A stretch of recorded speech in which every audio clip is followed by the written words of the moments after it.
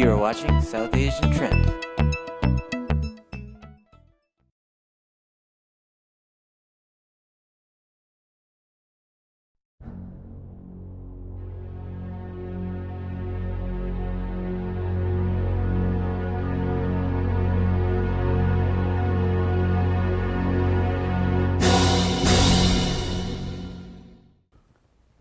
Welcome to Community Buzz once again, ਜਿਹੜਾ ਕਿ ਤੁਸੀਂ ਦੇਖਦੇ ਹੋ ਸਾਊਥ ਏਸ਼ੀਅਨ ਟ੍ਰੈਂਡ ਤੇ ਐਵਰੀ ਸੈਟਰਡੇ।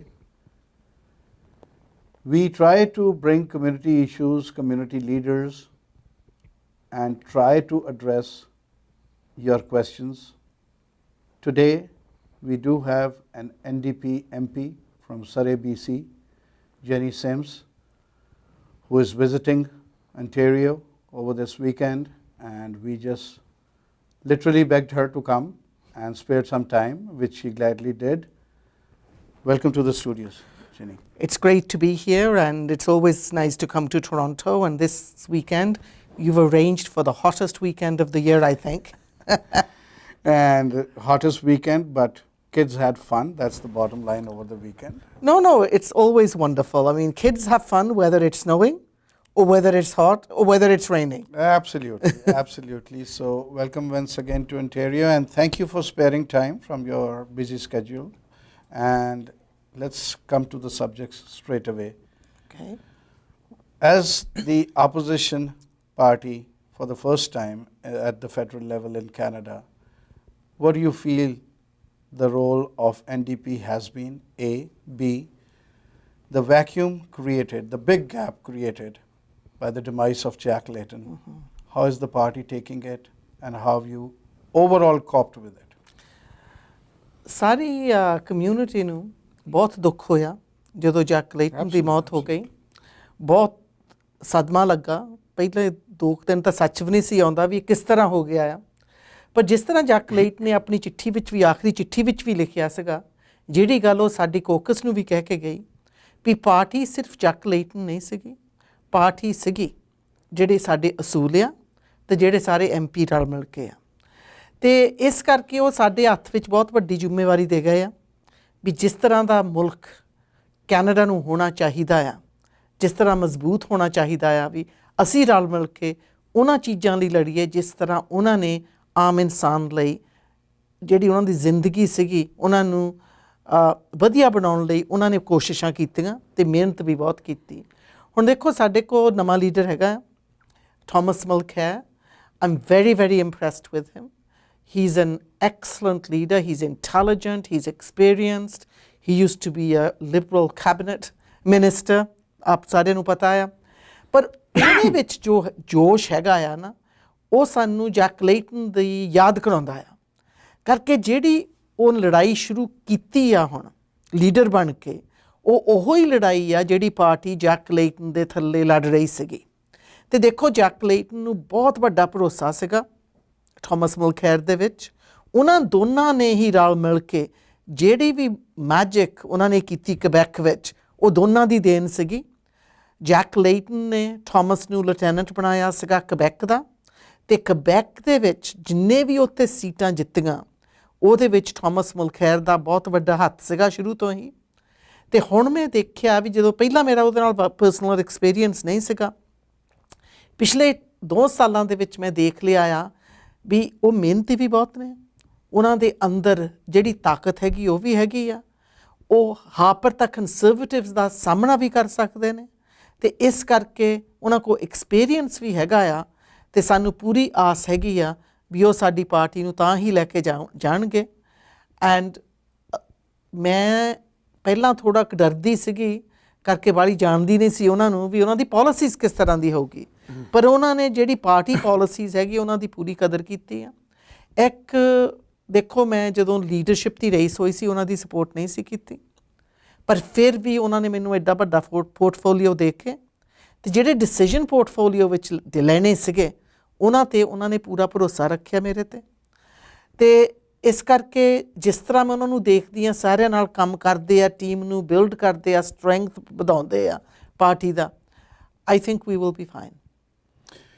ਇੰਟਰਸਟਿੰਗਲੀ ਤੁਸੀਂ ਲੈ ਕੇ ਆਏ ਕੁਐਸਚਨ 'ਤੇ ਕਿ ਜੀ Conservatives and prime minister Stephen Harper, ਇਹ ਤਾਲਮੇਲ ਕਿਸ ਤਰ੍ਹਾਂ ਚੱਲ ਰਿਹਾ ਤੁਹਾਡੀ ਪਾਰਟੀ ਦਾ ਤੇ ਉਹਨਾਂ ਦਾ? ਕਿਉਂਕਿ at grass root levels Puri country ਦੀ ਗੱਲ ਕਰੀਏ ਤੇ ਜੋ ਉਹਨਾਂ ਨੂੰ ਕੰਜ਼ਰਵੇਟਿਵਸ ਨੂੰ ਉਹਨਾਂ ਨੇ ਮੈਜੋਰਿਟੀ ਦਵਾਈ in the recent years for the first time, ਲੋਕੀ ਸੈਟਿਸਫਾਈ ਇੰਨੇ ਨਜ਼ਰ ਨਹੀਂ ਆਉਂਦੇ। And I am talking across the board, ਮੈਂ ਕਿਸੇ ਇੱਕ ਕੌਮ ਦੀ ਜਾਂ ਇੱਕ ਕਮਿਊਨਿਟੀ ਦੀ ਗੱਲ ਨਹੀਂ ਕਰ ਰਿਹਾ, because we are Canadians across the board. ਦੇਖੋ ਵੀ ਕੈਨੇਡੀਅਨਸ ਫਸਟ, ਐਬਸੋਲਿਊਟਲੀ ਅਸੀਂ ਹੁਣ ਕੈਨੇਡੀਅਨਸ ਹੈਗੇ ਆ। ਪਹਿਲਾਂ ਤਾਂ ਦੇਖੋ ਆਪਣਾ ਮੁਲਕ ਕਿਤਨਾ ਕਮਾਲ ਦਾ ਆ। ਮੈਂ ਬਾਜੀ ਵੇਲੇ ਇਹੀ ਸੋਚਦੀ ਹੁੰਨੀ ਆ, ਜਿਹੜੀ ਲੜਕੀ ਦਾ ਜਨਮ ਹੋਇਆ ਇੰਡੀਆ 'ਚ, ਪਰਵਰਿਸ਼ ਹੋਈ ਇੰਗਲੈਂਡ ਦੇ ਵਿੱਚ, ਉਹ ਇੱਥੇ ਦੀ ਫਿਰ ਵੀ ਆ ਕੇ MP ਬਣ ਸਕੀ, ਰਾਈਟ? ਇਹ ਆਪਣਾ ਮੁਲਕ ਹੈਗਾ ਆ। ਆਪ 'ਚ ਇੱਕ ਮਿਰੇਕਲ ਆ। ਇਸ when you think about it, ਆਪਣੇ ਬੱਚੇ ਹਰੇਕ ਦੇ ਵਿੱਚ ਹੈਗਾ ਆ, ਉਹ ਗਾਂ ਪ੍ਰਾਈਮ ਮਿਨਿਸਟਰ ਬਣ ਸਕਦੇ ਨੇ, ਬੇਸ਼ੱਕ ਦੀ ਆਪਣੀ ਬੇਟੀ ਆ ਜਾਂ ਬੇਟਾ ਆ। ਪਰ ਜਿਹੜੀ ਗੱਲ ਤੁਸੀਂ ਕਹੀ ਆ ਵੀ ਲੋਕਾਂ ਦੇ ਵਿੱਚ ਹੁਣ ਹੈਗਾ ਆ ਵੀ ਜੋ ਕੁਛ ਜੋ ਵਾਧੇ ਸਰਕਾਰ ਨੇ ਕੀਤੇ ਸੀਗੇ, ਕੰਜ਼ਰਵੇਟਿਵਸ ਨੇ ਕੀਤੇ ਸੀ ਸਰਕਾਰ ਬਣਨ ਤੋਂ ਪਹਿਲਾਂ, ਔਰ ਦੀ ਅੰਡਰਸਟੈਂਡਿੰਗ ਦੀ ਜਨਰਲ ਪਬਲਿਕ ਹੈਡ, ਉਹ ਇਹਨਾਂ ਨੇ ਕਲੀਅਰ ਅੰਡਰਸਟੈਂਡਿੰਗ ਮਾਈਂਡ ਯੂ, ਉਹ ਇਹਨਾਂ ਨੇ ਪੂਰੇ ਨਹੀਂ ਕੀਤੇ।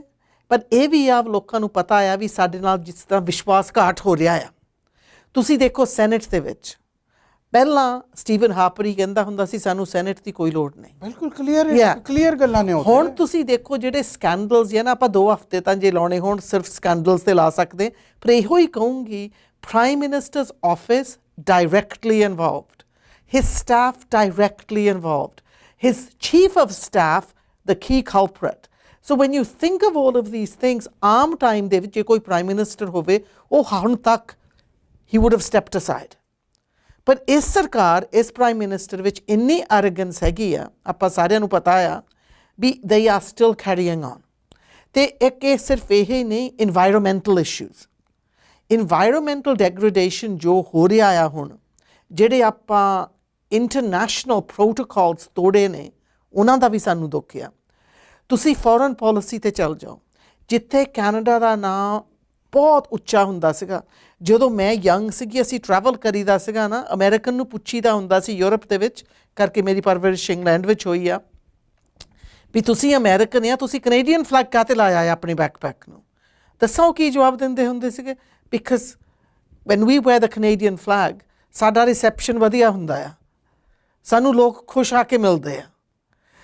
ਅੱਗੇ ਆਪਣੇ ਕੋਲ ਸਿਕਿਉਰਿਟੀ ਕਾਊਂਸਲ 'ਤੇ ਸੀਟ ਸੀਗੀ, ਕਾਹਤੇ ਨਹੀਂ ਮਿਲੀ? ਕਰਕੇ ਮੁਲਕਾਂ ਨੂੰ, Africa specially African nations, Asian nations, ਉਹਨਾਂ ਦਾ ਭਰੋਸਾ ਆਪਣੇ 'ਤੇ ਉੱਠ ਗਿਆ। ਕਰਕੇ ਉਹਨਾਂ ਨੇ ਸੋਚਿਆ ਵੀ ਅੱਗੇ ਵਾਂਗੂ ਨਹੀਂ ਰਹੇ, ਜਿਹੜੇ ਵੀ ਆਪਾਂ ਸਮਝੌਤਾ ਕਰਨ ਵਾਲਾ ਦੇਸ਼ ਸੀਗੇ, ਹੁਣ ਆਪਾਂ ਤਾਂ instead of peacekeeping, we've got more into peacemaking. And that is a big shift in Canadian policy. And I used to try to explain that to my students, the big difference between the two. And also, when you even take a look at the positions that have been taken around Middle East policy, and even though they backtracked at times, I think internationally the world is looking at us as saying what's happening in Canada. The refugee healthcare cuts, the massive changes to immigration, so-called safe countries, now family reunification practically shut down in this country. So when you think about all of those things, and you know, we talk about the economy improving, youth unemployment is in double digits. Yet under this government, we're bringing in 300,000 plus temporary foreign workers, and some of them coming to occupy jobs where Canadians are being fired so that they can bring in cheaper labor. Absolutely, that part I understand, but coming back to foreign policy, ਤੁਸੀਂ ਹੁਣੇ ਕਿਹਾ ਕਿ immigration ਦੇ ਵਿੱਚ cuts ਹੋਈਆਂ, I understand it hurts all of us, and refugees the benefits ਦੇ ਵਿੱਚ cuts ਹੋਈਆਂ, I understand it hurts all of us, but at the same time, ਜਦੋਂ ਇੱਕ ਆਰਗੂਮੈਂਟ ਜਿਹੜੀ ਕੰਜ਼ਰਵੇਟਿਵ ਸਕੂਲ ਆਫ ਥਾਟ ਦਿੰਦਾ ਹੈ ਜਾਂ ਕੰਜ਼ਰਵੇਟਿਵ ਕੈਂਪ ਦਿੰਦਾ, ਉਹ ਕਹਿੰਦਾ ਕਿ ਜਦੋਂ ਕੰਟਰੀ ਦੀ ਸਿਕਿਉਰਿਟੀ ਦੇ ਬਾਰੇ 'ਚ ਗੱਲ ਕਰਨਾ ਪੈਂਦਾ ਹੈ ਤੇ ਇਮੀਗ੍ਰੇਸ਼ਨ ਦੇ ਕੱਟਸ ਦੇ ਉੱਤੇ ਵੀ ਜ਼ਿਆਦਾ ਸੋਚਣਾ ਪੈਂਦਾ, because we have to stand up to what's happening in the world. ਜੋ ਸਿਕਿਉਰਿਟੀ ਥ੍ਰੈਟਸ ਨੇ, ਉਹ ਸਿਕਿਉਰਿਟੀ ਥ੍ਰੈਟਸ ਦੇ ਵਿੱਚ ਕੈਨੇਡਾ ਵੀ ਸ਼ਾਮਿਲ ਹੈ ਹੋਰ ਕੰਟਰੀਆਂ ਦੀ ਤਰ੍ਹਾਂ। ਸੋ ਵੀ ਹੈਵ ਟੂ ਕੱਟ corners and be more strict in letting people in on a more freer terms. We have to be more strict. What do you say to that? ਦੇਖੋ ਹੁਣ ਦੇਖੋ ਅਮਰੀਕਾ ਵਿੱਚ ਜਾਣਾ ਸੌਖਾ ਹੋ ਗਿਆ ਵੀਜ਼ ਟੂਰਿਸਟ ਲਈ ਵੀ ਤੇ ਕੈਨੇਡਾ ਜਿਹੜੀ ਅਮਰੀਕਾ ਦੀ ਪਾਰਟਨਰਸ਼ਿਪ ਵਿੱਚ ਰੱਖਦੀ ਐ ਬੋਰਡਰ ਸਿਕਿਉਰਿਟੀ ਉਹਦੇ ਵਿੱਚ ਅੱਗੇ ਨਾਲੋਂ ਵੀ ਜ਼ਿਆਦਾ ਮੁਸ਼ਕਲ ਹੋ ਗਿਆ ਆ ਤੁਸੀਂ ਦੇਖੋ ਜਦੋਂ ਮੈਂ ਸਿਰਫ ਹੁਣ ਪੰਜਾਬ ਦੀ ਗੱਲ ਕਰਦੀ ਆ 48% rejection rate people being turned down for funerals, for weddings, for family functions. Tourists, we're not talking about permanent immigrants. Now, families being told we're only going to take 5,000 applicants a year for family reunification. 5,000? That's nothing when 6 million people in Canada are born overseas. So when I'm thinking about all of that and thinking about fighting terrorism, we all want to fight terrorism. That's going to take international efforts. And it's not going to be through the kind of changes we have seen. Now, the recent bill that I filibustered, we did at my committee at the end of the year, in June, where they wanted to take away citizenship. Well, citizenship is very, very important. When you start taking away citizenship, you've got to do that through proper processes, even if you ever do it, and go through the House. But this government tried to do it through the back door, through a private member's bill. That's what we opposed. But also, how could you say to two children who are both born in this country, one of them because they have a dual citizenship, oh, we're going to deport you if you get a sentence of 5 years or more, but to the other one, we're going to give you punishment here. So I think what we've got to take a look at is that what this government has been very successful at has been divide and conquer. They've been very good at scaring people. Like if you speak out against them, they call you child molester, you love terrorists. You know, they use all those words. And I find it very offensive. I actually, if you watch one of my speeches, stood up in Parliament and said, because I'm speaking against a bill I think is unjust, you cannot then say that I support terrorists. It is absolutely not true. I do agree with you to some extent. We'll be shortly going for a break. When we come back from the break, I'll make it a point on this कि Jason Kenney ਜਦੋਂ immigration minister ਸਨ election time ਤੇ ਇੱਥੇ ਉਹ ਆਏ ਉਹਨਾਂ ਨੇ ਕਿਹਾ ਜੀ ਸਕਸੈਸ ਰੇਟ ਵੀਜ਼ੇ ਦਾ ਚੰਡੀਗੜ੍ਹ 'ਚ ਬਹੁਤ ਜ਼ਿਆਦਾ ਹੈ ਚੰਡੀਗੜ੍ਹ ਦੇ ਸਾਰੇ ਡਾਇਗਰਾਮਸ ਲੈ ਕੇ ਆਏ ਅਸੀਂ ਉਹਨਾਂ ਨੂੰ ਆਪ ਹੀ ਕੁਐਸਚਨ ਪੁੱਛਿਆ ਕਿ ਤੁਸੀਂ ਸਿਰਫ ਚੰਡੀਗੜ੍ਹ ਦਾ ਦੱਸ ਰਹੇ ਹੋ ਕਿਉਂਕਿ ਸਾਰੇ ਇੱਥੇ ਪੰਜਾਬੀ ਬੈਠੇ ਨੇ ਤੁਸੀਂ ਪੂਰੇ ਇੰਡੀਆ ਦਾ ਕਿਉਂ ਨਹੀਂ ਦੱਸ ਰਹੇ ਸਕਸੈਸ ਰੇਟ ਤੁਸੀਂ ਨਾਲ ਪਾਕਿਸਤਾਨ ਦਾ ਕਿਉਂ ਨਹੀਂ ਦੱਸ ਰਹੇ and the same political answer ਮੇਰਾ ਸਟਾਫ ਗੈਟ ਬੈਕ ਕਰੇਗਾ ਉਹ ਸਟਾਫ ਨੇ ਅੱਜ ਤੱਕ ਕਦੀ ਗੈਟ ਬੈਕ ਨਹੀਂ ਕੀਤਾ ਕਿ ਵੀ ਸਾਨੂੰ ਹੋਰ ਫਿਗਰਸ ਵੀ ਪਤਾ ਲੱਗੇ so we'll have to go on a short break. We'll continue this conversation. Ladies and gentlemen, you are watching Community Buzz on South Asian Trends. We'll be back after this break. ਵਿਆਹ ਸ਼ਾਦੀ ਦੀ ਯਾਦਗਾਰ ਨੂੰ professional ਤਰੀਕੇ ਨਾਲ ਫਿਲਮਾਉਣ ਲਈ ਇੱਕ trustworthy ਨਾਮ platinum productions ਜਿਨ੍ਹਾਂ ਨੂੰ ਹਾਈ ਡੈਫੀਨੇਸ਼ਨ ਫਿਲਮਾਂ ਬਣਾਉਣ ਦਾ ਇੱਕ ਲੰਮਾ ਤਜਰਬਾ ਹੈ ਤੁਹਾਡੀ ਐਡਿਟ ਕੀਤੀ ਫਿਲਮ 4 ਤੋਂ 6 ਹਫ਼ਤੇ ਵਿੱਚ ਦੇਣ ਦਾ ਵਾਅਦਾ ਵੀ ਕਰਦੇ ਹਨ ਅਤੇ ਰੇਟ ਵੀ ਬਹੁਤ ਕੰਪੀਟੀਟਿਵ ਹਨ ਆਪਣੇ ਆਉਣ ਵਾਲੇ ਕਿਸੇ ਵੀ ਫੰਕਸ਼ਨ ਦੀ ਵੀਡੀਓ ਦੀ ਬੁਕਿੰਗ ਲਈ 416 410 8544 ਤੇ ਫੋਨ ਕਰੋ platinum productions 416-410-8544 Welcome back from the break. You're watching Community Buzz on South Asian Trends. We'll continue the conversation with Ginny Sims, MP from Surrey BC of NDP. So we are coming back to family unification or family visas. What do you have to say or your party has to say about the super visa? ਦੇਖੋ super ਵੀਜ਼ਰ ਇੱਕ ਅੱਖ ਮਚੋਲੀ ਸੀਗੀ ਆਪਣੀ community ਦੇ ਨਾਲ ਵੀ ਉਹਨਾਂ ਨੂੰ ਜਦੋਂ 2 ਸਾਲਾਂ ਲਈ ਉਹਨਾਂ ਨੇ ਬਿਲਕੁਲ ਬੰਦ ਕਰ ਦਿੱਤਾ ਸੀਗਾ ਵੀ ਅਸੀਂ ਕੋਈ ਐਪਲੀਕੇਸ਼ਨ ਨਹੀਂ ਉਹਨਾਂ ਨੇ ਲਿਆ 2 ਸਾਲਾਂ ਲਈ ਉਸ ਵਕਤ ਉਹਨਾਂ ਨੇ ਸੁਪਰ ਵੀਜ਼ਰ ਐਸੇ ਤਰ੍ਹਾਂ ਅਨਾਊਂਸਮੈਂਟ ਕੀਤਾ ਜਿੱਦਾਂ ਅੱਗੇ ਕਿਤੇ ਹੈ ਹੀ ਨਹੀਂ ਸੀਗਾ multiple entry visas for the length of your passports 5 years have always been available. They just don't grant that many of them. ਪਰ ਸੁਪਰ ਵੀਜ਼ਰ ਦੇ ਵਿੱਚ ਉਹਨਾਂ ਨੇ ਹੋਰ ਸ਼ਰਤਾਂ ਲਾ ਦਿੱਤੀਆਂ ਇੱਕ ਜਿਹੜੀ ਤੁਹਾਡੀ ਕਮਾਈ ਅੱਗੇ ਨਾਲੋਂ ਵਧਾ ਦਿੱਤੀ ਜਿਹੜੀ ਤੁਹਾਨੂੰ ਇੱਥੋਂ ਲੋੜ ਹੁੰਦੀ ਆ ਦੂਸਰਾ ਕੰਮ ਸੀਗਾ ਵੀ ਤੁਹਾਨੂੰ ਬੇਸ਼ੱਕ ਦੀ ਤੁਹਾਡੇ ਇੱਥੇ ਮਾਪਿਆਂ ਨੇ 1 ਮਹੀਨੇ ਲਈ ਆਉਣਾ ਆ ਤੁਹਾਨੂੰ ਸਾਲ ਦਾ ਲੈਣਾ ਪੈਣਾ ਆ ਮੈਡੀਕਲ ਇੰਸ਼ੋਰੈਂਸ ਉਹ ਕਈ ਪਰਿਵਾਰਾਂ ਲਈ ਇੱਕ ਬੈਰੀਅਰ ਬਣ ਗਿਆ। ਪਰ ਸਭ ਤੋਂ ਵੱਡੀ ਗੱਲ ਇਹ ਹੈਗੀ ਆ ਵੀ ਜਿਹੜਾ ਟੂਰਿਸਟ ਵੀਜ਼ਾ ਹੁੰਦਾ ਆ ਉਹ ਫੈਮਿਲੀ ਰੀਯੂਨੀਫਿਕੇਸ਼ਨ ਨਹੀਂ ਹੈ। ਫੈਮਿਲੀ ਰੀਯੂਨੀਫਿਕੇਸ਼ਨ ਦਾ ਵੀ ਜਦੋਂ ਆਪਾਂ ਸੋਚੀਏ ਬਹੁਤ ਹੀ ਜ਼ਰੂਰੀ ਆ। ਦੇਖੋ ਇੱਕ ਪਾਸੇ ਜੇਸਨ ਕੈਨੀ ਸਦਾ ਹੀ ਕਹਿੰਦੇ ਨੇ, ਹੁਣ ਮਿਨਿਸਟਰ ਨਹੀਂ ਰਹੇ, ਆਪਾਂ ਨੂੰ ਪਤਾ ਆ, ਉਹਨਾਂ ਨੂੰ ਹੋਰ ਕਿਸੇ ਪਾਸੇ ਤੋਰ ਦਿੱਤਾ। ਅਤੇ ਹੁਣ ਇੱਕ ਤਾਂ ਉਹ ਕਹਿੰਦੇ ਨੇ ਵੀ we want the young the brightest, the young and the brightest and the best skilled workers. ਠੀਕ ਆ, ਨਾ ਬਿਲਕੁਲ ਠੀਕ ਆ। ਪਰ ਜੇ ਯੰਗ ਐਂਡ ਬਰਾਈਟੈਸਟ ਇੱਥੇ ਆਉਣਗੇ, ਉਹਨਾਂ ਨੇ ਇਕੱਲਿਆਂ ਨੇ ਅਸਮਾਨ ਤੋਂ ਤਾਂ ਨਹੀਂ ਗਿਰੇ ਹੋਣਾ, ਉਹਨਾਂ ਦੇ ਮਾਂ ਪਿਓ ਵੀ ਹੋਣੇ ਆ, ਉਹਨਾਂ ਦੇ ਛੋਟੇ ਭੈਣ ਭਰਾ ਵੀ ਹੋਣੇ ਆ, and ਉਹਨਾਂ ਨੂੰ ਵੀ ਹੋਣਾ ਜੇ ਅਸੀਂ ਇਸ ਮੁਲਕ ਵਿੱਚ ਆਪਣਾ ਘਰ ਬਣਾਉਣਾ ਆ, ਸਾਡੀ ਇਮੀਡੀਏਟ ਫੈਮਿਲੀ ਸਾਡੇ ਨਾਲ ਹੋਵੇ। ਜੇ ਇਹ ਆਪਾਂ ਇਹ ਦਰਵਾਜ਼ਾ ਇੰਨਾ ਸਖਤ ਕਰ ਦਿੱਤਾ ਆ, ਹੁਣ ਕਈ ਜਿਹੜੇ ਬੈਸਟ ਐਂਡ ਬਰਾਈਟੈਸਟ ਆ ਉਹ 2 ਵਾਰੀ ਸੋਚ ਕੇ ਕੈਨੇਡਾ ਨੂੰ ਆਉਣਗੇ, ਹੁਣ ਦੂਸਰੇ ਪਾਸਿਆਂ ਨੂੰ ਪਹਿਲਾਂ ਦੇਖਣਗੇ, ਕਿਉਂਕਿ ਉਹਨਾਂ ਦੇ ਤੇ ਆਪਣਾ ਫਿਊਚਰ ਔਰ ਆਪਣੀਆਂ ਖੁਆਇਸ਼ਾਤ ਵੀ ਤੇ ਅੱਗੇ ਰੱਖਣੀਆਂ। ਯੈਸ, ਅਤੇ ਇੱਕ ਇਹ ਵੀ ਹੈਗਾ ਜਿਹੜੀ ਫੈਮਿਲੀ ਰੀਯੂਨੀਫਿਕੇਸ਼ਨ ਹੈਗੀ ਆ, ਇਹ ਸਭ ਤੋਂ ਵੱਡੀ ਗੱਲ ਆਪਣੇ ਲਈ ਚੰਗੀ ਆ। ਕਰਕੇ ਜਦੋਂ ਪਰਿਵਾਰ ਇਕੱਠਾ ਹੁੰਦਾ ਆ, ਇਮੋਸ਼ਨਲ ਸਪੋਰਟ ਹੁੰਦੀ ਆ। ਜਦੋਂ ਇਮੋਸ਼ਨਲ ਸਪੋਰਟ ਹੋਵੇ, ਹੈਲਥ ਕੇਅਰ ਬੈਨੀਫਿਟਸ ਦੇ ਕਾਸਟ ਘੱਟ ਹੋ ਜਾਂਦੇ ਨੇ।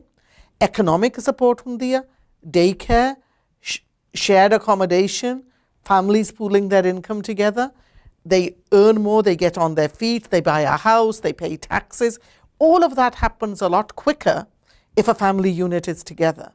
So ਜਦੋਂ family unit ਨੂੰ ਇਹਨਾਂ ਨੇ ਹੁਣ ਇੱਦਾਂ ਕਰ ਤੋੜ ਫੋੜ ਕਰ ਦਿੱਤੀ ਆ, ਇਸ ਕਰਕੇ ਵੀ ਇਹਨਾਂ ਨੂੰ ਮੈਨੂੰ ਲੱਗਦਾ ਵੀ ਗਾਂ ਆਪਾਂ ਨੰਬਰ 1 'ਤੇ ਨਹੀਂ ਰਹਿ ਗਏ ਚੋਇਸ ਆਫ ਡੈਸਟੀਨੇਸ਼ਨ। ਲੋਕ ਸੋਚ ਸਮਝ ਕੇ ਇੱਥੇ ਆਉਣਗੇ। ਪਰ ਇੱਕ ਇਹ ਵੀ ਗੱਲ ਹੈਗੀ ਆ ਵੀ ਇਹਨਾਂ ਨੂੰ ਹੁਣ ਕਹਿ ਦਿੱਤਾ ਵੀ ਅਸੀਂ ਦਰਵਾਜ਼ਾ ਖੋਲ੍ਹ ਦਿੱਤਾ ਫੈਮਿਲੀ ਰੀਯੂਨੀਫਿਕੇਸ਼ਨ ਲਈ 2 ਸਾਲ ਤੋਂ ਬਾਅਦ। ਪਰ ਇਹਨਾਂ ਨੇ ਇਹ ਕਿਹਾ ਵੀ 5000 ਐਪਲੀਕੇਸ਼ਨਸ ਅਸੀਂ ਲੈਣੇ ਆ। ਇਸ ਦੁਨੀਆ ਦੇ ਵਿੱਚ, ਆਪਣੀ ਕੈਨੇਡਾ ਵਿੱਚ 6 ਮਿਲੀਅਨ ਲੋਕ ਇੱਥੇ ਰਹਿੰਦੇ ਆ ਜਿਨ੍ਹਾਂ ਦਾ ਜਨਮ ਦੂਸਰੇ ਮੁਲਕਾਂ ਦੇ ਵਿੱਚ ਆ। ਜੇ ਉਹਨਾਂ ਦੇ ਵਿੱਚੋਂ ਸਿਰਫ 10% ਵੀ ਅਪਲਾਈ ਕਰਨਾ ਚਾਹੁਣ, ਉਹ ਹੈਗੇ 600,000। ਜੇ ਉਹਨਾਂ ਦੇ ਵਿੱਚੋਂ 600,000 ਵਿੱਚੋਂ 10% want to apply, then ਫਿਰ 60,000 'ਤੇ ਆ ਜਾਂਦਾ। ਉਹ ਤਾਂ ਬਹੁਤ ਸਮੋਲ ਪਰਸੈਂਟੇਜ ਹੋ ਗਈ ਨਾ। ਹੁਣ ਦੇਖੋ ਇਹਨਾਂ ਨੇ ਕਹਿ ਦਿੱਤਾ 5,000 ਲੈਣੇ ਹਰੇਕ ਸਾਲ। ਇਹ ਨਹੀਂ ਵੀ ਜਿਹੜੇ ਪਹਿਲਾਂ ਇੱਥੇ ਆਏ ਆ ਉਹਨਾਂ ਦੇ ਪਹਿਲਾਂ ਲਵਾਂਗੇ। there's no line up. 12 o'clock midnight, electronic application, you hit the button. ਜਿਨ੍ਹਾਂ ਦੇ 5,000 ਪਹਿਲਾਂ ਚੱਲ ਗਏ, ਜਿਹੜੇ 5,000 ਹੈ ਉਹ ਫਿਰ ਵੇਟ ਕਰਨ। ਇਹਨਾਂ ਨੇ ਤਾਂ ਪੈਰੈਂਟਸ ਫੈਮਿਲੀ ਰੀਯੂਨੀਫਿਕੇਸ਼ਨ ਨੂੰ ਇੱਕ ਲੋਟਰੀ ਬਣਾ ਦਿੱਤਾ।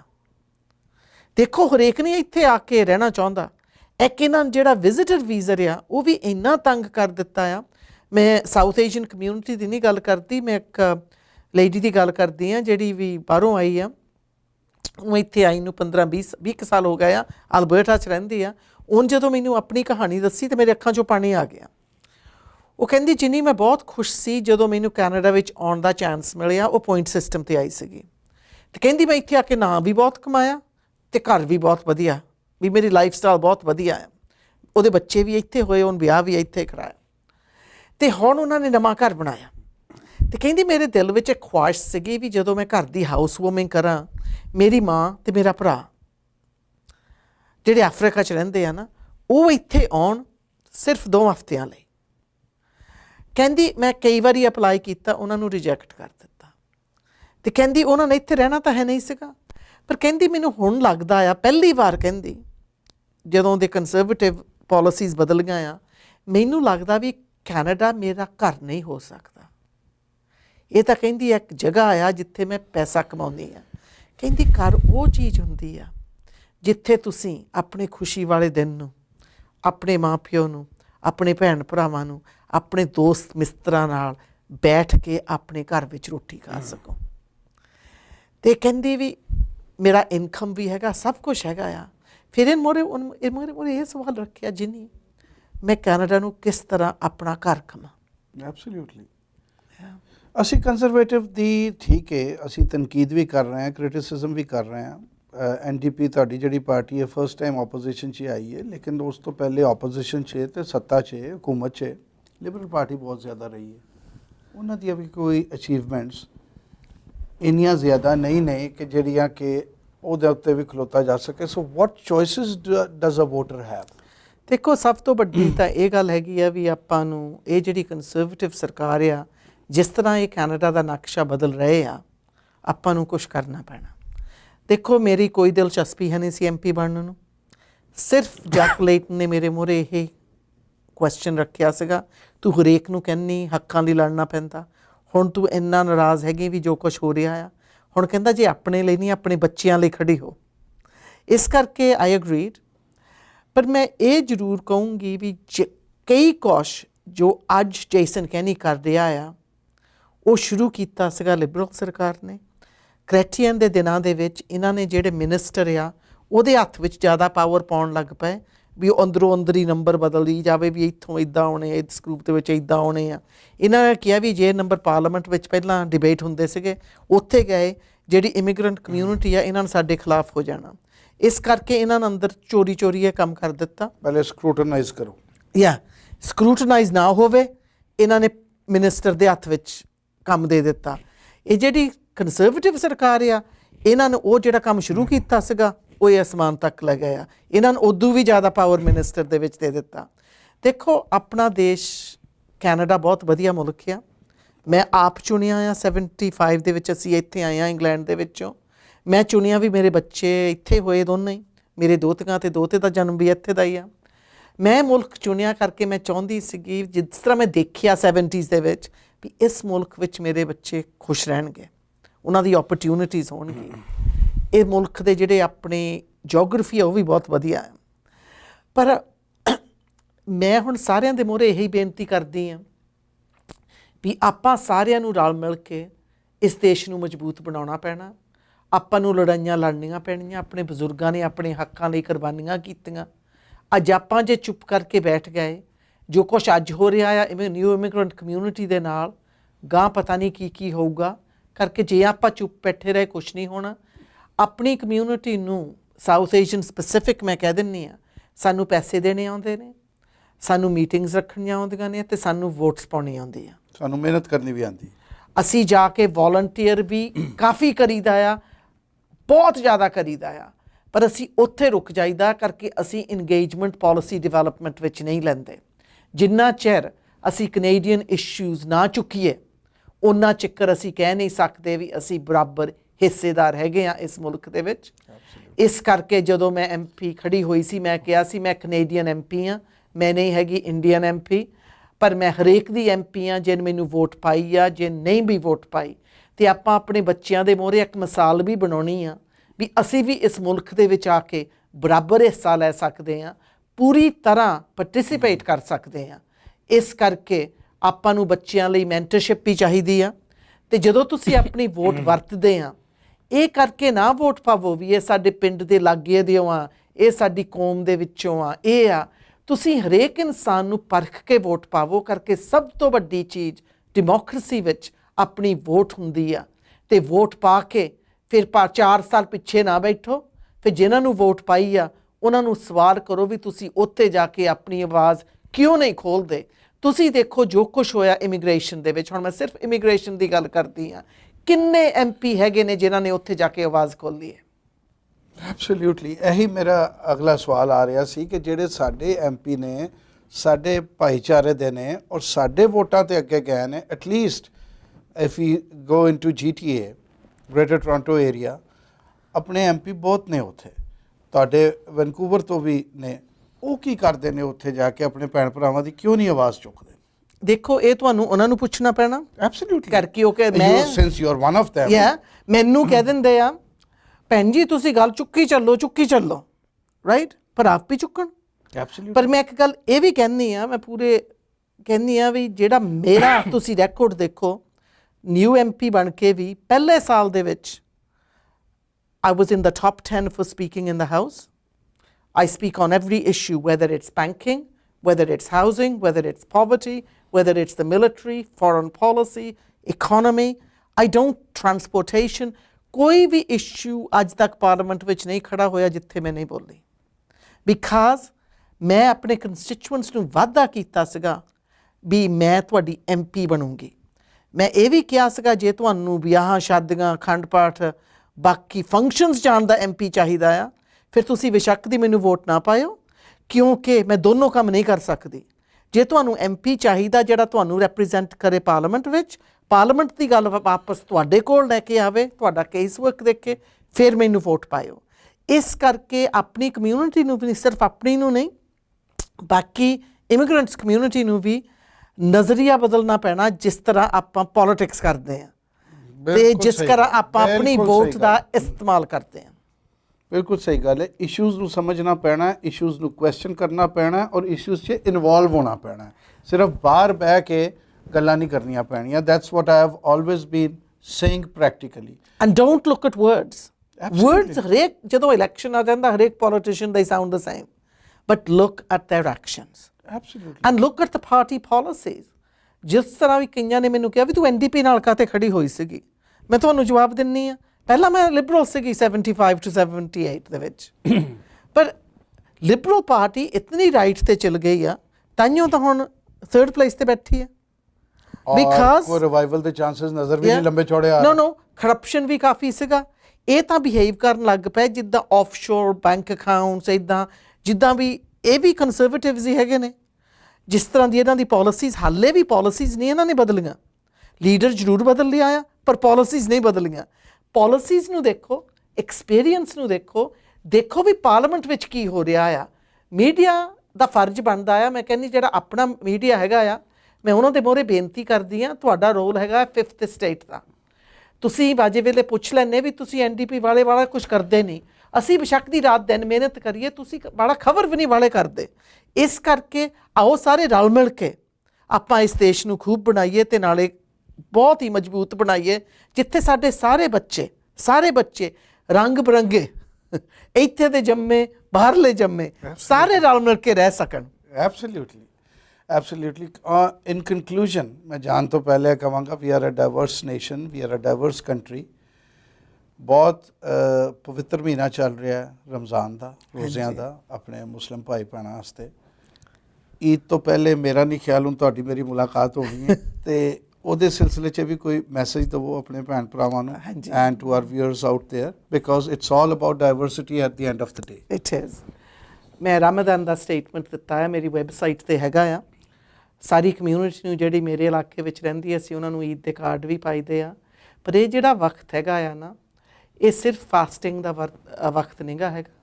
ਇਹ ਸਾਰੀ ਕਮਿਊਨਿਟੀ ਜਿਹੜੇ ਆਪਣੇ ਮੁਸਲਿਮ ਭਾਈਚਾਰੇ ਵਿੱਚ ਹੈਗੇ ਆ ਇਹ ਸੋਚਣ ਦਾ ਵਕਤ ਆ, ਇਹ ਮੈਡੀਟੇਸ਼ਨ ਦਾ ਵਕਤ ਆ। ਜਦੋਂ ਆਪਾਂ ਸਿਰਫ ਰਿਫਲੈਕਸ਼ਨ ਜੋ ਕੁਛ ਆਪਾਂ ਕਰੀਏ ਆਪਣੇ ਲਈ ਉਹਦੇ ਵਿੱਚ ਨਹੀਂ ਪਰ ਸਾਰੀ ਵੀ ਦੁਨੀਆ ਕਿਸ ਤਰ੍ਹਾਂ ਵਧੀਆ ਬਣ ਜਾਵੇ। ਇਹਨਾਂ ਦਿਨਾਂ ਵਿੱਚ ਆਪਾਂ ਨੂੰ ਸੋਚਣਾ ਚਾਹੀਦਾ ਵੀ ਸਾਰੀ ਦੁਨੀਆ ਦੇ ਵਿੱਚ ਅੱਜ ਕੱਲ੍ਹ ਕੀ ਹੋ ਰਿਹਾ ਆ, ਕਿਸ ਤਰ੍ਹਾਂ ਅਸੀਂ ਦੂਸਰਿਆਂ ਦੀ ਮਦਦ ਕਰ ਸਕਦੇ ਹਾਂ, ਕਿਸ ਤਰ੍ਹਾਂ ਅਸੀਂ ਇਸ ਦੇਸ਼ ਦੀ ਵੀ ਅਤੇ ਬਾਕੀ ਸਾਰੇ ਸਾਡੇ ਜਿਹੜੇ ਭੈਣ ਭਰਾ ਦੂਸਰੇ ਮੁਲਕਾਂ ਵਿੱਚ ਵੀ ਰਹਿੰਦੇ ਆ ਉਹਨਾਂ ਵੱਲ ਵੀ ਸਾਡੀ ਕੀ ਜ਼ਿੰਮੇਵਾਰੀ ਹੁੰਦੀ ਆ। ਅਤੇ ਮੈਂ ਸਾਰੇ ਮੁਸਲਿਮ ਕਮਿਊਨਿਟੀ ਨੂੰ ਸਾਡੀ ਨੂੰ ਅਕਰੋਸ ਕੈਨੇਡਾ ਅਕਰੋਸ ਦ ਵਰਲਡ ਇਹਨਾਂ ਦਿਨਾਂ ਦੇ ਵਿੱਚ ਬਹੁਤ ਮੈਂ ਤਾਂ ਇੰਪਰੈਸਡ ਜਿੱਦਾਂ ਕਹਿ ਜਾਂਦੇ ਅਸੀਂ ਹੋ ਜਾਈਦਾ ਆ। ਪਰ ਸਭ ਤੋਂ ਵੱਡੀ ਗੱਲ ਇਹ ਹੈਗੀ ਆ ਜਿਹੜੀ ਸਪਿਰਿਚੁਅਲਿਟੀ ਦੇ ਦਿਨ ਅੱਜ ਹੈਗੇ ਆ ਮੈਨੂੰ ਪਤਾ ਸਾਰਿਆਂ ਦਾ ਪੂਰਾ ਧਿਆਨ ਲੱਗਾ ਆ ਅਤੇ ਮੈਂ ਇਹਨਾਂ ਦਿਨਾਂ ਵਿੱਚ ਵੀ ਕਹੂੰਗੀ ਆਓ ਆਪਾਂ ਸੋਚੀਏ ਵੀ ਆਪਾਂ ਆਪਣੇ ਬੱਚਿਆਂ ਲਈ ਗਾਂ ਕਿਸ ਤਰ੍ਹਾਂ ਇਸ ਦੇਸ਼ ਨੂੰ ਮਜ਼ਬੂਤ ਬਣਾਈਏ ਕਰਕੇ ਇਹੋ ਹੀ ਮੁਲਕ ਹੁਣ ਆਪਣਾ ਘਰ ਹੈਗਾ ਆ। Thank you very much once again for sparing time. When you come next time to town, please do inform us. We'll have you again. God bless you. Have a nice day ahead. Thank you very much. Thank you very much, ladies and gentlemen, for watching Community Buzz on South Asian Trend. I hope कि कोई positive गल्लां इस interview चो इस गलबात तो निकलियां होणगियां। अपनी feedback ज़रूर स्क्रीन ते लिखे हुए ईमेल ते भेजो। Any questions we'll put up for you. We are there for you. Have a nice week ahead. God bless.